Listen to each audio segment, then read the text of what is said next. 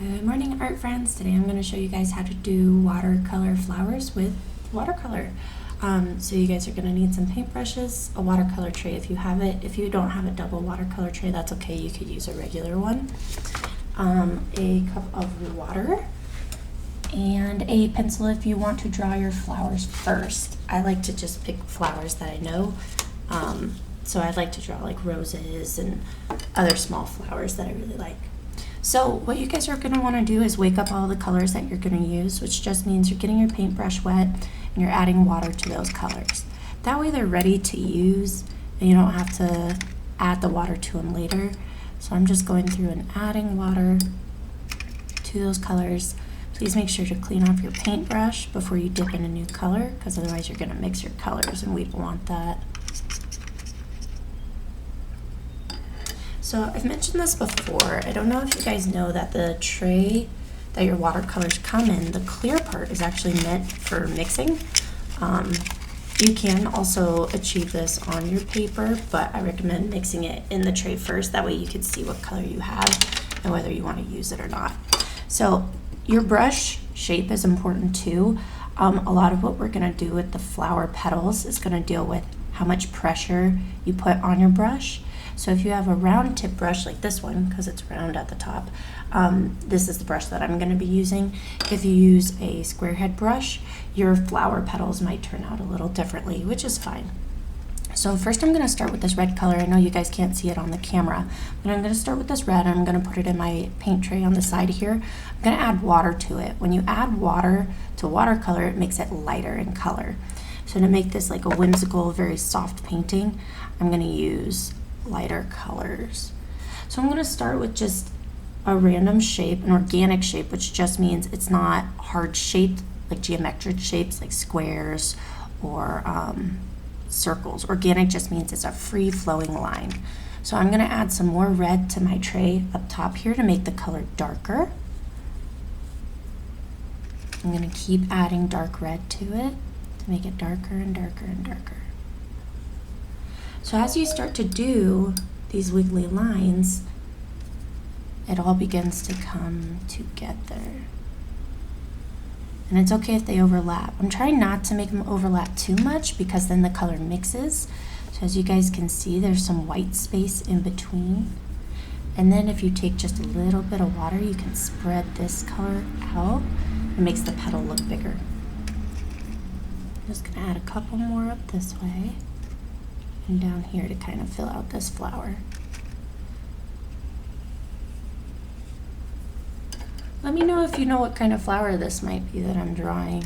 Some people might see something different, so it's kind of cool to see what you guys think. So clean my brush off. I got a little bit of yellow. What's really nice about doing watercolor flowers is the colors kind of blend on their own, giving it this really distinct look. So I added a little bit of yellow there in the middle, and it is going to mix. So now I'm just going to start with another flower. I'm going to do this dark purple, but I'm going to add quite a bit of water to it to really dilute it, make it lighter. Because we want this to be elegant, we want it to be soft. So now the flowers are going to be overlapping, so you're not going to see the whole face of this flower. So now I'm going to start by adding, like I said, these very soft lines, and if you go in and you add some color, it'll bleed on its own and spread it out. It's pretty cool. Just add some down here. I'm gonna add another one. And I like to do the light color first, because then I can always go back and add the darker color into it. Like if you can't see it, just go back in and add some dark to it. So water is your friend in this project, but it can also be your enemy, because too much water and your colors will bleed together. Not enough and your colors won't bleed and blend together at all. It's like a love-hate relationship. All right, now I'll add one more petal. The idea of this project is we're not using a Sharpie outline. We're not using anything to really outline these. It's hands. It's a hands-on drawing, so that just means you're kind of drawing from what you know. You can look stuff up and add it in there, but it does not have to be, doesn't even have to be a real flower. You can make it up. But I like that there's no outline to this. Makes it very free-flowing. Okay, now I'm going to go about just adding a couple leaves, and I'll add some more flowers later. So I'm going to pick one of my main greens here. Down here, I'm just going to add the leaves, so I'm going to very lightly touch my paper, push down. That's going to give it the fat leaf body, and lightly pick it up. And that changes the pressure that you're applying to your brush, and it makes its own leaf shape. It's kind of cool. So now with a different color green, this is like a turquoise green, I'm going to add some leaves over here for the rose. I'm going to get these ones some stems to go off of. So again, very lightly push down and then lightly pick it up, and that's going to make your leaf shape for you. It's cool, that pressure of a paintbrush. And this is how people who do calligraphy are able to get those different shapes with their letters, because of the pressure they push and they add. So now what I could do, I could add another bulb of a rose down here. I was going to add some up here, some different flowers. Maybe I'll add some more greenery up here.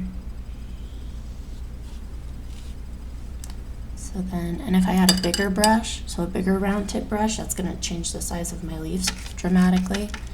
I like to take one color, like my green, and I'm going to take a lighter green next to it. I overlap them over here on my tray, so I have dark green right here and light green over here. So then on my clean brush, I'm going to add those colors. So very lightly push down and pick it up. And it just makes for a softer green. So light, push down, pick it up. A little bit of dark green there. Push down, pick it up, pick it up.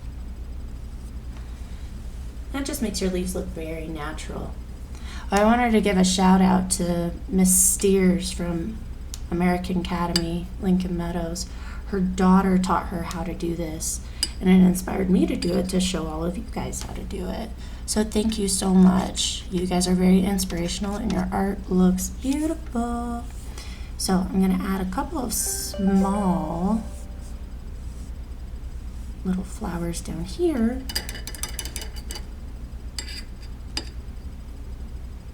I'm going to make these like yellow.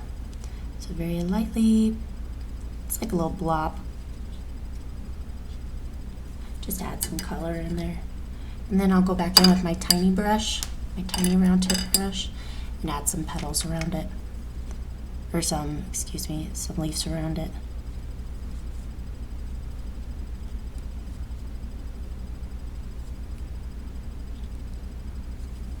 All right, you guys, I hope you had fun with this one today. I definitely did.